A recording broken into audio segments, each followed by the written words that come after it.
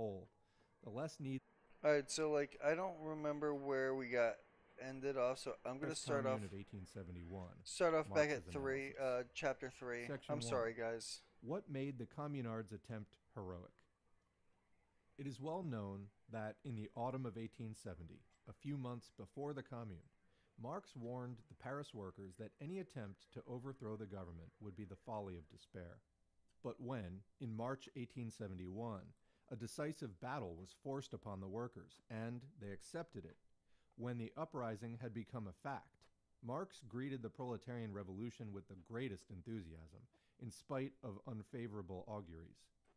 Marx did not persist in the pedantic attitude of condemning a, quote, untimely movement, as did the ill-famed Russian renegade from Marxism, Plekhanov, who in November 1905 wrote encouragingly about the workers' and peasants' struggle, but after December 1905, comment the First Russian Revolution, cried, liberal fashion, quote, they should not have taken up arms. Marx, however, was not only enthusiastic about the heroism of the communards, who, as he expressed it, quote, stormed heaven. Comment, the communards are the people who did the Paris Commune.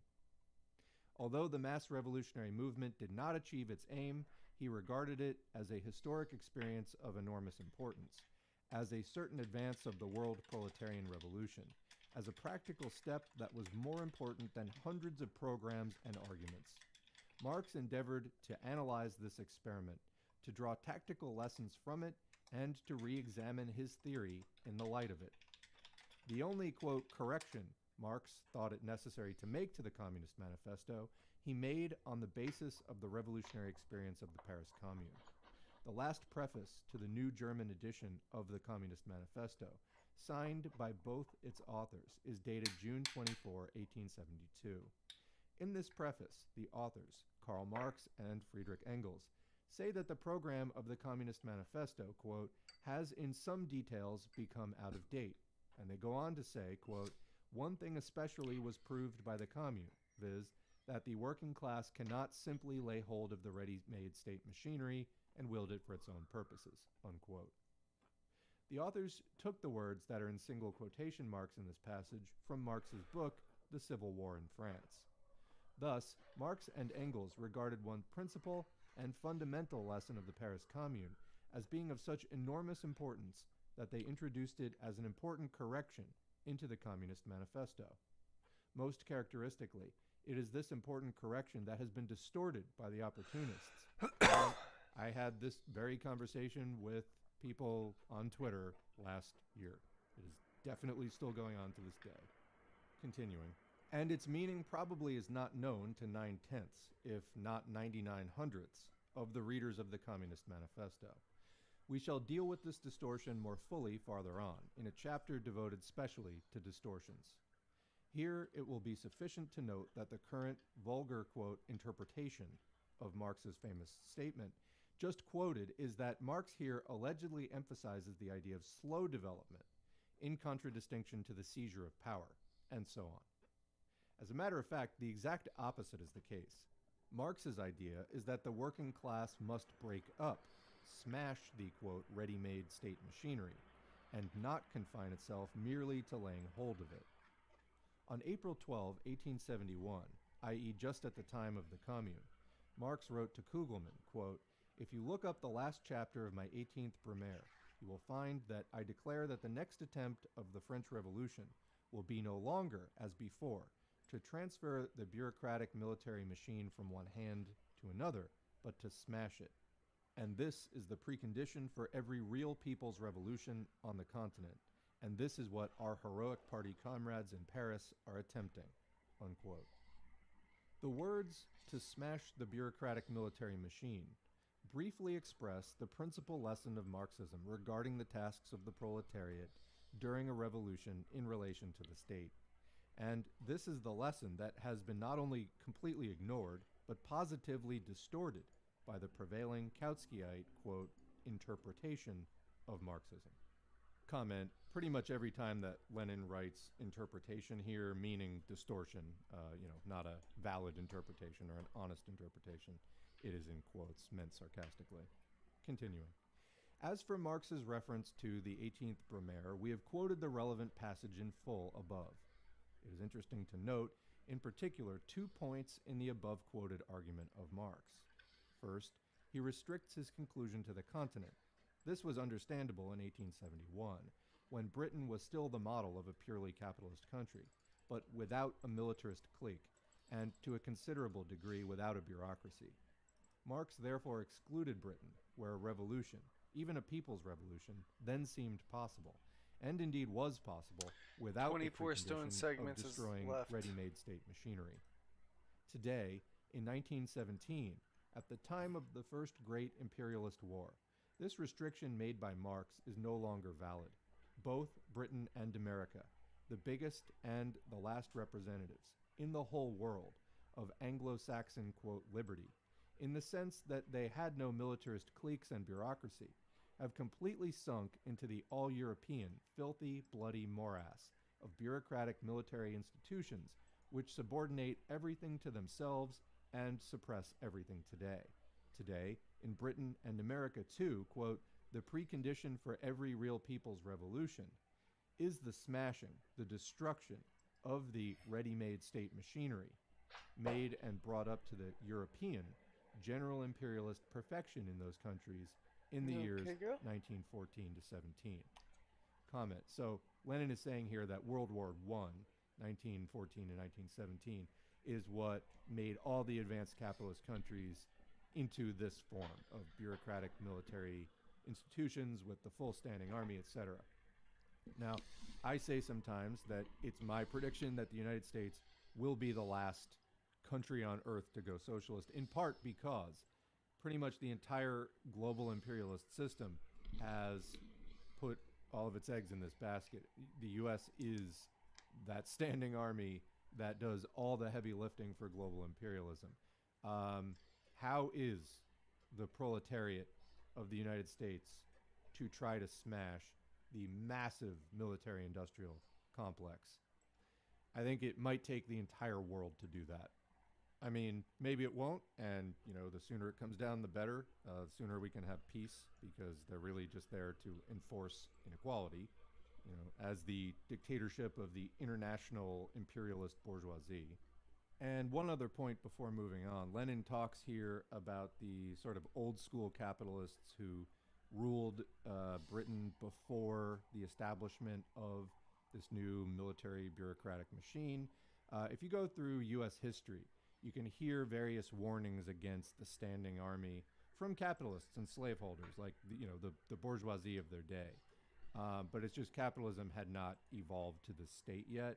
So you'll see reactionaries and people who aren't socialists, don't have, class consciousness, etc., referencing some of these things. And it's like, well, George Washington warned against a standing army. And, okay, that doesn't mean we should adopt the politics of George Washington, however, which are hopelessly out of date and don't apply to our class situation.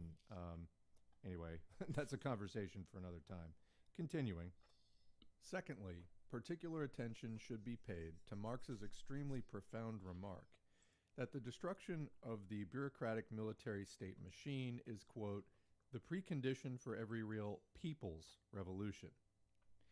The idea of a people's revolution seems strange coming from Marx, so that the Russian Plekhanovites and Mensheviks, those followers of Struve who wish to be regarded as Marxists, might possibly declare such an expression to be a slip of the pen on Marx's part. They have reduced Marxism to such a state of wretchedly liberal distortion that nothing exists for them beyond the antithesis between bourgeois revolution and proletarian revolution, and even this antithesis they interpret in an utterly lifeless way. If we take the revolutions of the 20th century as examples, we shall of course have to admit that the Portuguese and the Turkish revolutions are both bourgeois revolutions. Neither of them, however, is a people's revolution, since in neither does the mass of the people, their vast majority, come out actively, independently, with their own economic and political demands to any noticeable degree. By contrast, although the Russian bourgeois revolution of 1905 to 07 displayed no such brilliant successes as at time fell to the Portuguese and Turkish revolutions, It was undoubtedly a, quote, real people's revolution, since the mass of the people, their majority, the very lowest social groups, crushed by oppression and exploitation, rose independently and stamped on the entire course of the revolution the imprint of their own demands, their attempt to build in their own way a new society in place of the old society that was being destroyed. In Europe, in 1871, the proletariat did not constitute the majority of the people in any country on the continent. A, quote, people's revolution, one actually sweeping the majority into its stream, could be such only if it embraced both the proletariat and the peasants. These two classes then constituted the people. These two classes are united by the fact that the bureaucratic military state machine oppresses, crushes, exploits them. To smash this machine, to break it up, is truly in the interest of the people, of their majority, of the workers and most of the peasants, is the precondition for a free alliance of the poor peasant and the proletarians, whereas without such an alliance, democracy is unstable, and socialist transformation is impossible. As is well known, the Paris Commune was actually working its way towards such an alliance, although it did not reach its goal owing to a number of circumstances, internal and external. Consequently, in speaking of a real people's revolution, Marx, without in the least discounting the special features of the petty bourgeois, he spoke a great deal about them, and often took strict account of the actual balance of class forces in most of the continental countries of Europe in 1871. On the other hand, he stated that the smashing of the state machine was required by the interests of both the workers and the peasants, that it united them, that it placed before them the common task of removing the parasite and of replacing it by something new. By what exactly? That's the end of section 1. On to section 2. What is to replace the smashed state machine? In 1847, in the Communist Manifesto, Marx's answer to this question was as yet a purely abstract one. To be exact, it was an answer that indicated the tasks but not the ways of accomplishing them.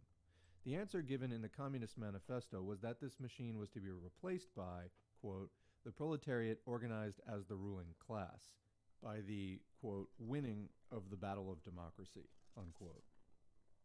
Marx did not indulge in utopias. He expected the experience of the mass movement to provide the reply to the question as to the specific forms this organization of the proletariat as the ruling class would assume, and as to the exact manner in which this organization would be combined with the most complete, most consistent, quote, winning of the battle of democracy. Marx subjected the experience of the Commune, meager as it was, to the most careful analysis in the Civil War in France. Let us quote the most important passages of this work. Quote, originating from the Middle Ages, there developed in the 19th century the centralized state power, with its ubiquitous organs of standing army, police, bureaucracy, clergy, and judicature. With the development of class antagonisms between capital and labor, state power assumed more and more the character of a public force organized for the suppression of the working class, of a machine of class rule. After every revolution, which marks an advance in the class struggle, the purely coercive character of the state power stands out in bolder and bolder relief. After the revolution of 1848 to 49, state power became, quote, the national war instruments of capital against labor. The Second Empire consolidated this. The direct antithesis to the empire was the Commune. It was the specific form of a republic that was not only to remove the monarchical form of class rule, but class rule itself, unquote. What was this specific form of the proletarian socialist republic? What was the state it began to create? Quote, the first decree of the Commune, therefore, was the suppression of the standing army and the substitution for it of the armed people, unquote. This demand now figures in the program of every party calling itself socialist. The real worth of their program, however, is best shown by the behavior of our social revolutionists and Mensheviks, who right after the revolution of February 27 refused to carry out this demand. Quote, the Commune was formed of the municipal councillors, chosen by universal suffrage in the various wards of the town, responsible and revocable at any time. The majority of its members were naturally working men or acknowledged representatives of the working class. The police, which until then had been the instrument of the government, was at once stripped of its political attributes and turned into the responsible and at all times revocable agent of the commune. So were the officials of all other branches of the administration. From the members of the commune downwards, the public service had to be done at workmen's wages. The privileges and the representation allowances of the high dignitaries of state disappeared along with the high dignitaries themselves. Having once got rid of the standing army and the police, the instruments of physical force of the old government, the commune proceeded at once to break the instrument of spiritual suppression, the power of the priests. The judicial functionaries lost that sham independence. They were thenceforth to be elective, responsible, and revocable." Unquote. The commune, therefore, appears to have replaced the smashed state machine, quote, only by fuller democracy, abolition of the standing army, all officials to be elected and subject to recall. But as a matter of fact, this, quote, only signifies a gigantic replacement of certain institutions by other institutions of a fundamentally different type. This is exactly a case of, quote, quantity being transformed into quality. Democracy, introduced as fully and consistently as is at all conceivable, is transformed from bourgeois into proletarian democracy, from the state, meaning a special force for the suppression of a particular class, into something which is no longer the state proper. It is still necessary to suppress the bourgeoisie and crush their resistance. This was particularly necessary for the Dude, commune, I keep and one of the dropping my reasons phone, for its it's gonna defeat break. was that it did not do this with sufficient determination. The organ of suppression, however, is here the majority of the population, and not a minority, as was always the case under slavery, serfdom, and wage slavery. And since the majority of people itself suppresses its oppressors, a special force for suppression is no longer necessary. In this sense, the state begins to wither away. Instead of the special institutions of a privileged minority, privileged officialdom, the chiefs of the standing army, the majority itself can directly fulfill all these functions, and the more the functions of state power are performed by the people as a whole, the less need there is for the existence of this power. In this connection, the following measures of the commune, emphasized by Marx, are particularly noteworthy: the abolition of all representation allowances and of all monetary privileges to officials, the reduction of the remuneration of all servants of the state to the level of workmen's wages. This shows more clearly than anything else the turn from bourgeois to proletarian democracy, from the democracy of the oppressors to that of the oppressed classes, from the state as a, quote, special force for the suppression of a particular class to the suppression of the oppressors by the general force of the majority of the people, the workers and the peasants. And it is on this particularly striking point, perhaps the most important as far as the problem of the state is concerned, that the ideas of Marx have been most completely ignored. In popular commentaries, the number of which is legion, this is not mentioned. The thing done is to keep silent about it as if it were a piece of old-fashioned naivete, just as Christians, after their religion had been given the status of state religion, forgot the naivete of primitive Christianity with its democratic revolutionary spirit. The reduction of the remuneration of high state officials seem, quote, simply a demand of naive, primitive democracy. One of the, quote, founders of modern opportunism, the ex-social democrat Edward Bernstein, has more than once repeated the vulgar bourgeois jeers at, quote, primitive democracy. Like all opportunists, and like the present Kautskyites, he did not understand at all that, first of all, the transition from capitalism to socialism is impossible without a certain, quote, reversion to, quote, primitive democracy. For how else can the majority, and then the whole population without exception, proceed to discharge state functions? And that, secondly, quote, primitive democracy, based on capitalism and capitalist culture, is not the same as primitive democracy in prehistoric or pre-capitalist times. Capitalist culture has created large-scale production, factories, railways, the postal service, telephones, etc. And on this basis, the great majority of the functions of the old, quote, state power have become so simplified and can be reduced to such exceedingly simple operations of registration, filing, and checking that they can be easily performed by every literate person, can quite easily be performed for ordinary workmen's wages, and that these functions can and must be stripped of every shadow of privilege, of every semblance of, quote, official grandeur. Comment, that was true in Lenin's day, 100 years later, with computerization all the more so. Continuing. All officials, without exception, elected and subject to recall at any time, their salaries reduced to the level of ordinary workmen's wages. These simple and, quote, self-evident democratic measures, while completely uniting the interests of the workers and the majority of the peasants, at the same time serve as a bridge leading from capitalism to socialism. These measures concern the reorganization of the state, the purely political reorganization of society, but of course, they acquire their full meaning and significance only in connection with the, quote, expropriation of the expropriators, either being accomplished or in preparation, i.e. with the transformation of capitalist private ownership of the means of production into social ownership. Quote, the Commune, Marx wrote, made the catchword of all bourgeois revolutions, cheap government, a reality by abolishing the two greatest sources of expenditure, the army and the officialdom, unquote. From the peasants, as from other sections of the petty bourgeoisie, only an insignificant few rise to the top or get on in the world in the bourgeois sense, i.e. become either well-to-do, bourgeois, or officials in secure and privileged positions.